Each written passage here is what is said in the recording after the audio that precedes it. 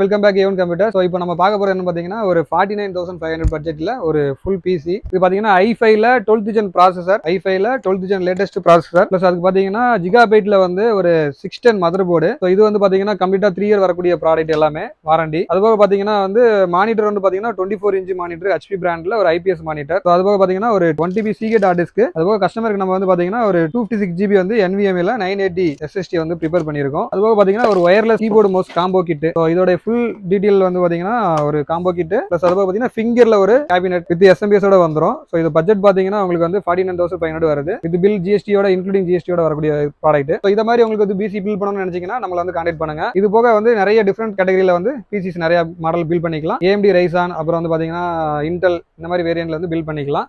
So இந்த மாதிரி எதுவும் தேவைன்னா கான்டாக்ட் பண்ணுங்க. தேங்க்யூ.